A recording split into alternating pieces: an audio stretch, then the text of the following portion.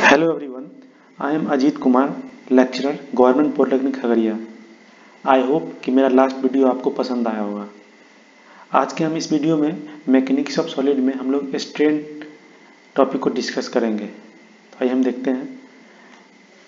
तो हम यहाँ पे स्ट्रेन को डिस्कस करेंगे। बेसिकली जो स्ट्रेन होता है वो क्या होता है कि किसी बॉडी में हम लोग जो फोर्स अप्लाई करते हैं तो क्या होता है उसमें आइदर लेट अस सपोज कि मेरा बॉडी है, इसमें हम फोर्स P अप्लाई किए हैं तो उसमें क्या होता है या तो चेंज इन साइज में चेंजेस आता है। इसका अगर टेंजाइल फोर्स लग रहा है तो इसमें चेंज लेंथ होगा, मतलब लेंथ इंक्रीज करेगा। या कोई इस तरह का बॉडी है उसमें हम टेंजेंशियली अप्लाई कर रहे हैं फोर्स तो उसमें क्या होगा इसके शेप में चेंज होगा। तो इस जो चेंज इन साइज और शेप है इसको हम लोग बोलते हैं डिफॉर्मेशन। ठीक, तो इसके कारण जो डिफॉर्मेशन हो तो ये जो इलोंगेशन हो रहा है चेंज इन लेंथ में, इस हम इलोंगेशन पर यूनिट लेंथ को हम लोग स्ट्रेन बुलाते हैं। इसको हम लोग एक ग्रीक सिंबल है एप्सिलॉन, इससे हम लोग डिनोट करते हैं स्ट्रेन को एप्सिलॉन से। तो मान लीजिए किसी भी बॉडी है, इसका मानिए इनिशियली लेंथ L था, इनिशियली लेंथ इसका L था और इसके बाद क्या हुआ हम इसमें फोर्स अप्लाई किए P, तो इसके कारण क्या हुआ यहाँ पे इतना हमको इलोंगेशन देखने को मिला डेल्टा L। तो जो delta L elongation of the body है का लेंथ L है तो हम लोग एप्सिलॉन को डिफाइन करेंगे इस तरह कि change in length delta L by L।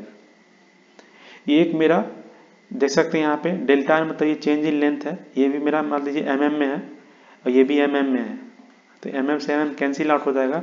मतलब जो मेरा स्ट्रेन है एक डायमेंशन लेस और यूनिट लेस क्वांटिटी है। जो स्ट्रेन है मेरा वो डायमेंशन लेस और यूनिट लेस क्वांटिटी है। ओके, इस वक्त ध्यान रखिएगा आप लोग। फिर हम देखते हैं स्ट्रेन के क्लासिफिकेशन को। तो जो स्ट्रेन होता है बेसिकली उसको हम लोग दो पार्ट में क्लासिफाई करते हैं। फर्स्ट है मेरा नॉर्मल स्ट्रेन जो कि नॉर्मल या एक्सिस डायरेक्शन में लगता है, और फिर है मेरा नेक्स्ट शियर स्ट्रेन जो कि मेरा शियर लोड के कारण डेवलप होता है। तो नॉर्मल स्ट्रेन को फर्दर हम क्लासिफाई करते हैं लॉन्गिट्यूडनल स्ट्रेन जो कि अलोंग द लॉन्गिट्यूडनल डायरेक्शन में स्ट्रेन डेवलप होता है और उसके परपेंडिकुलर दो डायरेक्शन में जो होता है उसको बोलते हैं लेटरल या ट्रांसवर्स स्ट्रेन। फिर नेक्स्ट है मेरा थर्ड वॉल्यूमेट्रिक स्ट्रेन जो कि वॉल्यूम में चेंज होने के कारण होता है स्ट्रेन जो आता है। फिर नॉर्मल स्ट्रेस को हम लोग फर्दर क्लासिफाई करते हैं टेंसाइल स्ट्रेस स्ट्रेन और कंप्रेसिव स्ट्रेस।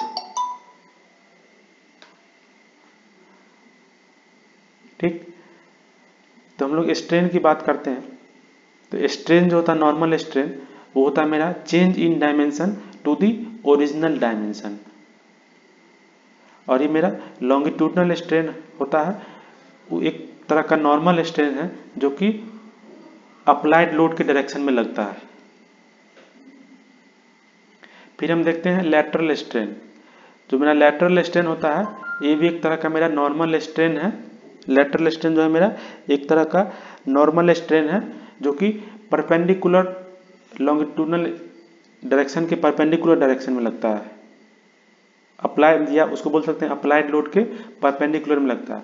अगर मान लीजिए लोड मेरा एक्स डायरेक्शन में लग रहा है तो लेटरल स्ट्रेन मेरा है वाई और जेड डायरेक्शन में होगा। ये लोड हम मेरा वाई में लग रहा है तो मेरा लेटरल स्ट्रेन एक्स और जेड डायरेक्शन में होगा इस तरह।